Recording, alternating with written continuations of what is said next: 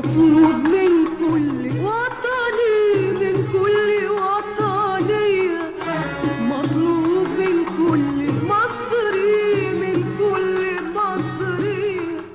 يا ترى انت بتحب مصر؟ سؤال يمكن يكون غريب او مش منطقي، لكنه مهم جدا اننا نسأله لنفسنا من وقت للتاني علشان نفكر نفسنا بحبنا لبلدنا. انت بتحب مصر؟ اكيد بحبها، اكيد. مصر دي امي، دي احلى حاجه في الدنيا. بحب مصر جدا جدا جدا. بحبها قوي. بحب مصر لان مصر دي ام الدنيا. بحب مصر طبعا. اكيد طبعا بحب مصر جدا. ومين ما يحبش مصر؟ مصر جوانا، مش محتاج ان حد يقول بحب مصر. هي مصر هي احنا، واحنا هي مصر. بموت في مصر، مصر في روحي ودمي وقلبي. مصر دي بلدنا بنحبها كلنا. اكيد بحبها. احب مصر واموت في مصر. مصر دي يعني ام الدنيا. طبعا مش عايزه كلام. ده انا بموت في مصر، هو حد ما يحبش مصر؟ ده انا بموت في تراب مصر. مش كفاية انك تقول بحبها، مش كفاية انك تتمنى لها الخير، لازم تضحي علشانها.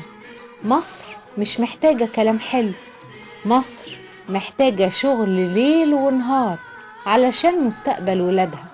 مصر محتاجة تقول لها انت ايه هتقدم لها. احنا نقدم لمصر كل حاجه حلوه، ونشتغل لمصر ونلتزم بالقوانين ونلتزم بالنظافه. المفروض كل واحد فينا يبقى ملتزم بالسلوك الإنساني والحضاري ويهتم ببلده. لو كل واحد صلح من نفسه وابتدى بنفسه، البلد دي يعني هتتقدم للامام ان شاء الله. بدرس وبشتغل عشان اخد شهادتي واقدر اشتغل بعد كده واخدم بلدي. كل العالم بيبص لنا احنا وبيتعلم مننا احنا. المفروض الناس يعني مش احنا بقى اللي نعمل ايه، ده احنا المفروض نشيل تراب البلد ده على رجلينا. التزام كويس بالنسبه لكل واحد بالقوانين.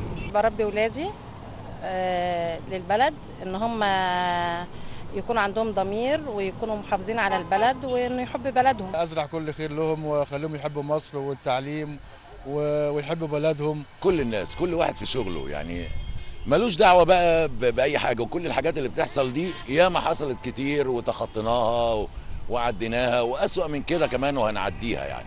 رغم اي حد لازم مصر تعلى وتبقى كويس. دي بلدنا اللي احنا عايشين فيها وبنضحي عشانها. اللي انا في ايدي اعمله، اشتغل وانتج واعمل كل حاجه في حب مصر. مصر هي مستقبل ولادي، مستقبل عيلتي، مستقبل جيراني. مصر دي كلمه كبيره قوي. مصر دي ام الدنيا.